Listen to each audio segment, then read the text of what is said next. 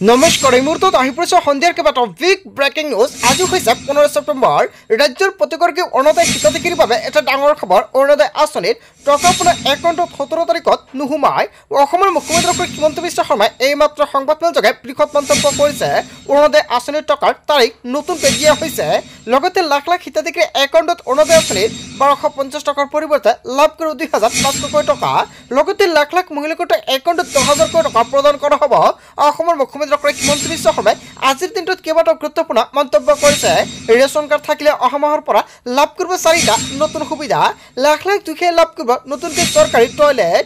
লগতে কেইবাটাও ৰাজনৈতিক খবৰৰ লগতে অৰাজনৈতিক খবৰ যুগুত কৰা হৈছে। আজিৰ দিনটোত গোটেই অসম তথা ভাৰতৰ বিভিন্ন প্ৰান্তৰ পৰা যুগুত হৈছে কেইবাটাও ডাঙৰ খবৰ। এনেবোৰ খবৰ নিতৌ পাই থাকিবলৈ চেনেলটি ছাবস্ক্ৰাইব কৰি ভিডিঅ'ৰ দুটা লাইক কৰিবলৈ নাপাহৰিব। আজিৰ আমাৰ প্ৰথম খুবেই গুৰুত্বপূৰ্ণ খবৰ হৈছে অসমবাসীৰ বাবে এটা ডাঙৰ খবৰ। ৰাজ্যৰ প্ৰতিজন অৰুণোদয় হিতাধিকাৰীৰ বাবে ডাঙৰ খবৰ আহি পৰিছে। ৰাজ্যজুৰি অৰুণোদয় 3.0 শুভ আৰম্ভণি চৰকাৰে উল্লেখ কৰিছিল 17 ছেপ্টেম্বৰত কৰা হ'ব। কিন্তু 17 ছেপ্টেম্বৰত নহয় অৰুণোদয় আঁচনিৰ টকা বিতৰণ। চৰকাৰৰ ফালৰ পৰা নতুনকৈ তাৰিখ ঘোষণা কৰা হৈছে। যদি আপুনি অৰুণোদয় 2.0 অৰুণোদয় 3.0 হিতাধিকাৰী তেনে ক্ষেত্ৰত আপোনাৰ বাবে এটা ডাঙৰ খবৰ। এতিয়াই ভিডিঅ'টো এটা শ্বেয়াৰ কৰি দিয়ক। অসমৰ মুখ্যমন্ত্ৰী ডক্টৰ হিমন্ত বিশ্ব শৰ্মাই 17 ছেপ্টেম্বৰৰ পৰিৱৰ্তে 25 ছেপ্টেম্বৰত শুভ আৰম্ভ হ'ব অৰুণোদয় 3.0। যদি অৰুণোদয় 3.0 হিতাধিকাৰী আছে সেইসকলৰ বাবে ভাল খবৰ আহি পৰিছে। অৰুণোদয় 2.0 আৰু অৰুণোদয় 3.0 প্ৰতিজন হিতাধিকাৰীৰ বাবে ভাল খবৰ। অন্তৰ্ভুক্ত কৰা হ'ব 38 লাখ পৰিয়ালক। অৰুণোদয় হিতাধিকাৰীক লৈ মুখ্যমন্ত্ৰী ডক্টৰ হিমন্ত বিশ্ব শৰ্মাই বৃহৎ ঘোষণা কৰিছে। যদি অৰুণোদয় 2.0 অৰুণোদয় 3.0 আপোনাৰ নামটো অন্তৰ্ভুক্ত হৈ আছে আৰু আপুনি ভাবিছে 17 ছেপ্টেম্বৰত টকাটো লাভ কৰিব তেনে ক্ষেত্ৰত চৰকাৰে নতুন তাৰিখ ঘোষণা কৰিছে। এতিয়া 17 ছেপ্টেম্বৰৰ পৰিৱৰ্তে লাভ কৰিব 25 ছেপ্টেম্বৰত টকা। ইয়াৰ আগতে যদি আপোনাৰ একাউণ্টৰ কিবা সমস্যা আছে আপুনি সমাধান কৰি লৈ ল'ব পাৰিব। লগতে যদি কোনো হিতাধিকাৰী ভাবিছে নতুনকৈ আবেদন কৰিব তেনে ক্ষেত্ৰত নিশ্চয় কৰিব পাৰিব। অতি শীঘ্ৰে পঞ্চায়তত গৈ যোগাযোগ কৰক আৰু আপুনি নতুনকৈ আবেদন কৰক। আত্মীয়গোটৰ প্ৰতিজন মহিলাই নতুনকৈ কৰিব পাৰিব আবেদন কৰাৰ সময়ত যদি কিবা অসুবিধা হয় নিশ্চয় কমেণ্ট কৰি জনাই দিব, সম্পূৰ্ণকৈ সহায় কৰা হ'ব। তাৰ পিছত অসমবাসী ৰাজক জনাইছে আমাৰ পৰৱৰ্তী খুবেই গুৰুত্বপূৰ্ণ খবৰ। লগতে ডাঙৰ খবৰ ৰাজ্যৰ লাখ লাখ যুৱক যুৱতীৰ বাবে ভাল খবৰ। কিন্তু অসম আৰক্ষীত পুনৰ হ'ব বৃহৎ নিযুক্তি। অক্টোবৰত মুকলি হ'ব অসম পুলিচৰ চাকৰি। BTC নিৰ্বাচনৰ প্ৰচাৰ সভাতে মুখ্যমন্ত্ৰী ডক্টৰ হিমন্ত বিশ্ব শৰ্মাই কৰিলে বৃহৎ ঘোষণা। লাখ লাখ নিবনুৱা যুৱক যুৱতীক দিলে ভাল খবৰ। হয় বন্ধু বান্ধৱীসকল, আজিৰ দিনটোত অসমৰ মুখ্যমন্ত্ৰী ডক্টৰ হিমন্ত বিশ্ব শৰ্মাই এটা নহয় দুটা নহয় কেইবাটাও বৃহৎ মন্তব্য কৰিছে সংবাদমেলযোগে। আৰু আজিৰ ভিডিঅ'টো সকলোৱে বেছি বেছিকৈ শ্বেয়াৰ কৰি দিব। তাৰ পিছত অসমবাসী ৰাজক জনাইছে আমাৰ পৰৱৰ্তী খুবেই গুৰুত্বপূৰ্ণ খবৰ। লগতে ডাঙৰ খবৰ অকাপ আইনক লৈ আদালতত মুছলমান পক্ষৰ বৃহৎ জয়। অকাপ বোৰ্ডৰ মুখ্য বিষয়া হ'ব নোৱাৰিব অমুছলমান, কেৱল মুছলমান লোকসকলে হ'ব পাৰিব অকাপ বোৰ্ডৰ মুখ্য বিষয়া। নাগৰিকৰ অধিকাৰ নিৰ্ণয়ক কেইবাটাও গুৰুত্বপূৰ্ণ খবৰ আহি পৰিছে। হয় বন্ধু বান্ধৱীসকল, এটা বিগ আপডেট আহি পৰিছে। নাগৰিকৰ অধিকাৰ নিৰ্ণয় কালেক্টৰে ল'ব নোৱাৰিব। বোৰ্ডৰ 11জন সদস্যৰ ভিতৰত 3জনকৈ অধিক অমুছলমান সদস্য থাকিব নোৱাৰিব। তাৰপিছত অসমবাসী ৰাজক জনাইছে আমাৰ পৰৱৰ্তী খুবেই গুৰুত্বপূৰ্ণ খবৰ। লগতে ডাঙৰ খবৰ ডক্টৰ হিমন্ত বিশ্ব শৰ্মাৰ নেতৃত্বত ৰাজ্যত উৎসৱ চলি থাকিব। প্ৰধানমন্ত্ৰী নৰেন্দ্ৰ মোদীৰ মন্তব্যৰ পিছতে একশ্যন আৰম্ভ হৈ গৈছে। হয় বন্ধু বান্ধৱীসকল, কেইবাটাও গুৰুত্বপূৰ্ণ মন্তব্য কৰিছে আজিৰ দিনটোত অসমৰ মুখ্যমন্ত্ৰী ডক্টৰ হিমন্ত বিশ্ব শৰ্মাই। ডক্টৰ হিমন্ত বিশ্ব শৰ্মাৰ নেতৃত্বত ৰাজ্যত চলিব উচ্চত অভিযান। প্ৰধানমন্ত্ৰী নৰেন্দ্ৰ মোদীৰ পিছতে একশ্যন আৰম্ভ কৰিছে মুখ্যমন্ত্ৰী ডক্টৰ হিমন্ত বিশ্ব শৰ্মাই। খবৰ নিদিয়াকৈ ৰাজ্যত বহু প্ৰান্তত চলিব উচ্চত অভিযান। উচ্ছেদৰ জাননী লাভ কৰি চেঙাজনত লাগিছে হাহাকাৰ। বেদখলকাৰীয়ে নিজে ভাঙিছে নিজৰ ঘৰ। আন বহু প্ৰান্তত উচ্ছেদৰ আগেই চলিছে জৰীপ। তাৰপিছত অসমবাসী ৰাজক জনাইছে আমাৰ পৰৱৰ্তী খুবেই গুৰুত্বপূৰ্ণ খবৰ। লগতে ডাঙৰ খবৰ জলসিঞ্চনত উচ্ছেদ হ'লে সংখ্যালঘুৰ সন্মুখত মই থিয় দিম। আতংকিত হ'ব নালাগে সংখ্যালঘু। হয় বন্ধু বান্ধৱীসকল, সংখ্যালঘুক লৈ কেইবাটাও গুৰুত্বপূৰ্ণ মন্তব্য কৰিছে মন্ত্ৰী ৰঞ্জিত কুমাৰ দাসে। জনাঞ্চলত সংখ্যালঘুক উচ্ছেদ কৰিলে বাধা দিব মন্ত্ৰী ৰঞ্জিত কুমাৰ দাসে। সংখ্যালঘুক উচ্ছেদ কৰিলে বাধা দিবলৈ আগত থিয় হ'ম বুলি মন্তব্য কৰিছে মন্ত্ৰী ৰঞ্জিত কুমাৰ দাসে।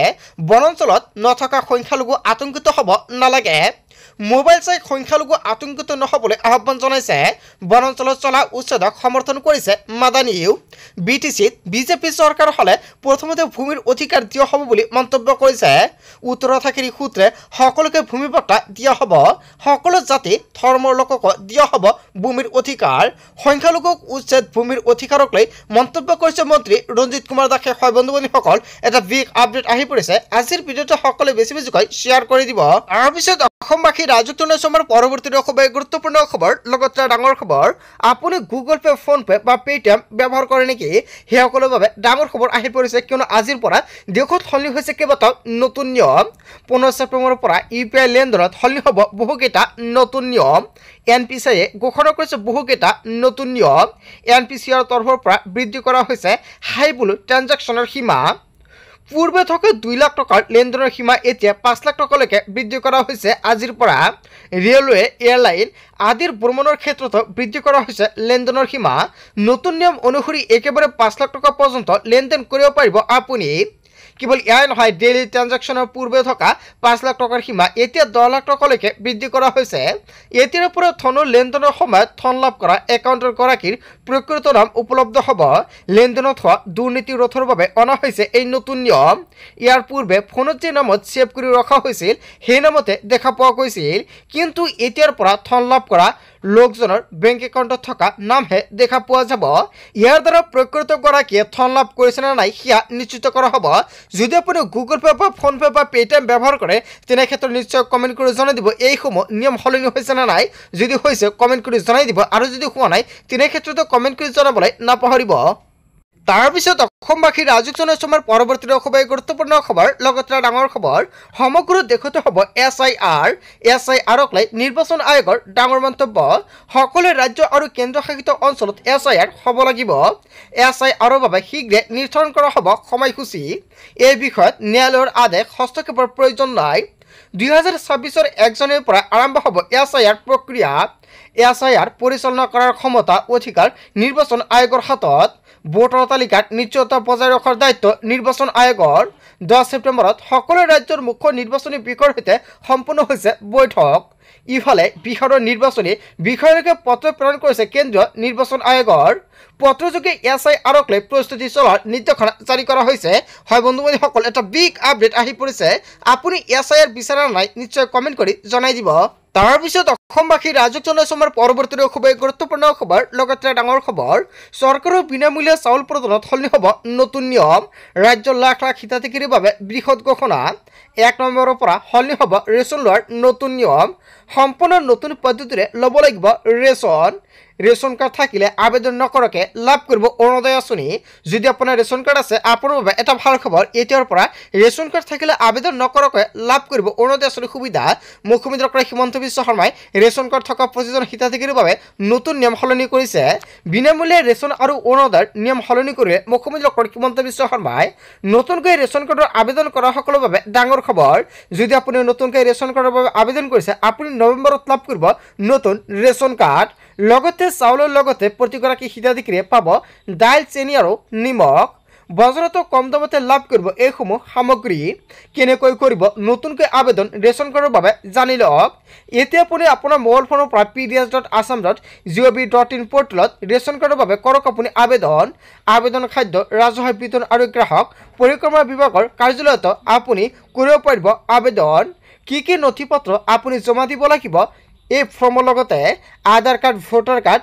লগতে ভোটাৰ তালিকাত ঠিকনাৰ প্ৰমাণপত্ৰ পৰিয়ালৰ সকলো সদস্যৰ ফটো বেংক একাউণ্টৰ সবিশেষ দিব লাগিব শুদ্ধ আৰু সম্পূৰ্ণভাৱে পূৰণ কৰা প্ৰপত্ৰ চি আপুনি জমা দিব লাগিব ঘোষণা কৰিছে অসমৰ মুখ্যমন্ত্ৰী ডক্টৰ হিমন্ত বিশ্ব শৰ্মাই হয় বন্ধু-বান্ধৱীসকল আজিৰ দিনত এটা নহয় দুটা নহয় অসমৰ মুখ্যমন্ত্ৰী ডক্টৰ হিমন্ত বিশ্ব শৰ্মাই জনতাৰ বাবে কেইবাটাও বৃহৎ মন্তব্য কৰিছে তাৰপিছত অসমবাসী ৰাজকীয় সমাৰ পৰৱৰ্তী খুবেই গুৰুত্বপূৰ্ণ খবৰ লগতে ডাঙৰ খবৰ আজিৰ পৰা পাব চৰকাৰত 10,000 কোটি টকা আজিৰ পৰা 28 ছেপ্টেম্বৰলৈকে লাখ লাখ মহিলাই পাব চৰকাৰী ধন যদি আপুনি এতিয়ালৈকে 10,000 টকা পোৱা নাই আপোনাৰ বাবে ভাল খবৰ মুকলি হল ধন বিতৰণৰ তাৰিখ সাজু হল নতুন তালিকা 16 ছেপ্টেম্বৰত গৌৰীপুৰৰ মহিলাই লাভ কৰিব 10,000 কোটি টকা। হয় বন্ধু বান্ধৱীসকল, পুৱাই চেক কৰক আপোনাৰ একাউণ্ট, যদি আত্মীয়তাৰ তালিকাত আপোনাৰ নামটো অন্তৰ্ভুক্ত হৈছে তেনে ক্ষেত্ৰতহে আপোনাৰ একাউণ্টত আপুনি লাভ কৰিব টকা।